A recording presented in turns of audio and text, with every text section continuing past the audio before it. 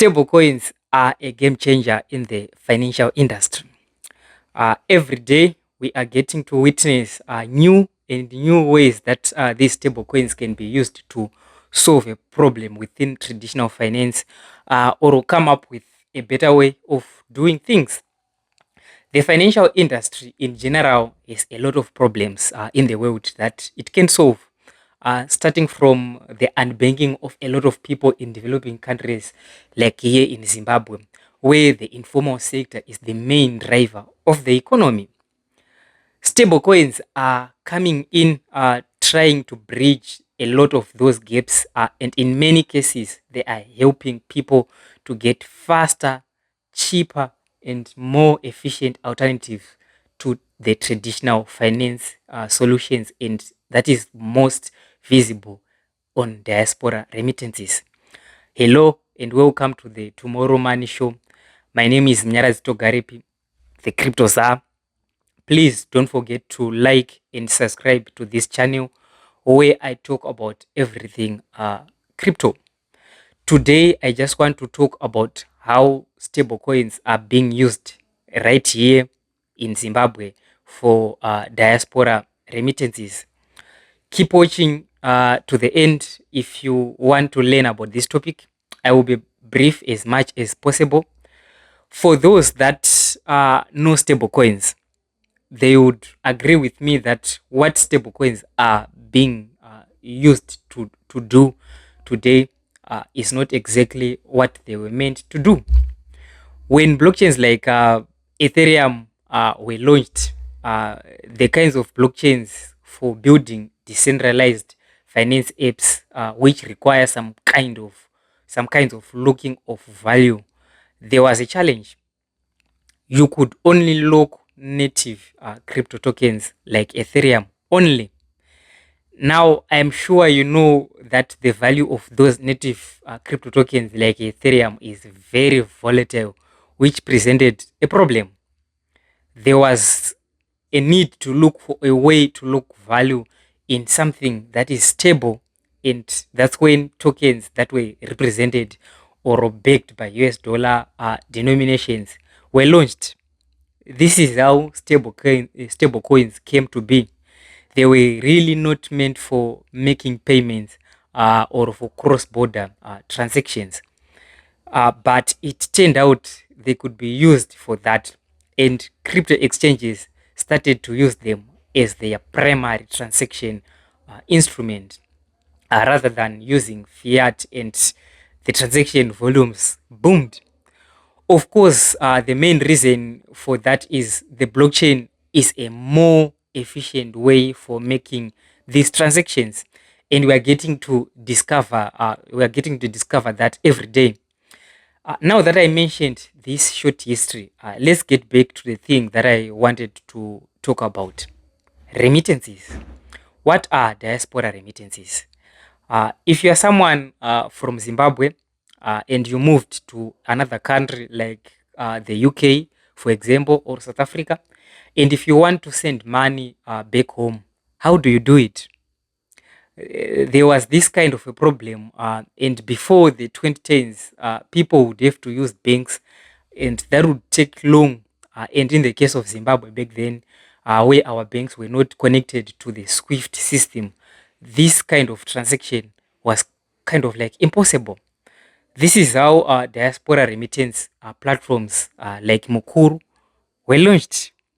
They collected money in the UK, and your relative back home here in Zimbabwe would collect the money at a local Mukuru shop. It is a very simple system, and these guys were and are still making a lot of money from this. It is a good solution, don't get me wrong, and I think it is helping a lot of people. But the problem is Mukuru has to take a cut per every transaction. That's where the problem is, because some of the fees, some of the cuts that Mukuru takes, you can get charged high fees. Like, I'm talking about fees of more than 15%. Outside of the charges, there's also another problem, which is you can only access this service if you are in a diaspora country where Mukuru is available. Otherwise, you are stuck. A lot of diaspora Zimbabweans are based in countries like South Africa and the UK, which is why you can find a Mukuru shop in those countries. But let's say you are a Zimbabwean who is in Brazil or Indonesia or Iran for that matter. These are countries where it doesn't make sense for Mukuru to put in infrastructure, considering the number of Zimbabweans in those countries. How then can you send money back home?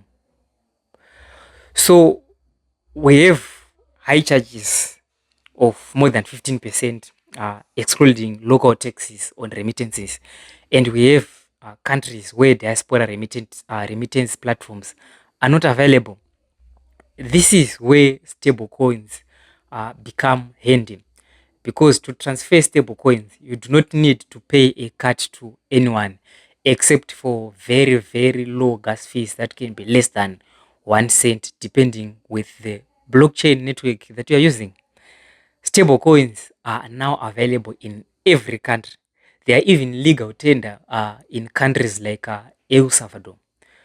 What this means is your uncle in Syria has access to USDT, which he can send to you here in Zimbabwe, and you can then give those USDT coins to a crypto agent here in Zimbabwe at a 0% fee for cash. Even if you want to send your uncle the money, you can get the USDT here in Zimbabwe from a crypto agent at fees between 5% to 10%. That is far cheaper than the 15% or more that you can get charged at Mukuru. Another thing is speed. With stable coins, the transaction is very, very fast. It is instant because of how fast the blockchain is. On the other hand, there is a lot of back office stuff that happens before you can be credited your money by Mukuru. Plus, the moment you receive your stable coins, that's the moment you can be able to spend those stable coins as money.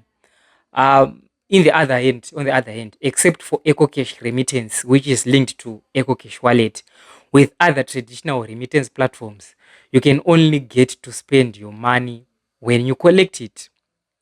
Stablecoins are a no-brainer when it comes to remittances, which is why a lot of people here in Zimbabwe are already using them to transfer value to their relatives in faraway countries at very low cost. All you need is a crypto agent, and very soon we might not need an agent when we get local stablecoin on-ramp and off-ramp platforms. Spoiler alert, I am working on one. I'm working on a on-ramp, off-ramp stablecoin platform, which I'm be launching very soon. I'm just working on getting some legal issues ironed out and also integrating with a mobile money operator so that you guys can get to access stablecoins in your blankets. If you like to get early access to that platform when we launch, which is very soon, feel free to comment on this video and I can make arrangements for you. This has been the Tomorrow Money Show. Don't forget to use stablecoins for your diaspora remittances. Cheers.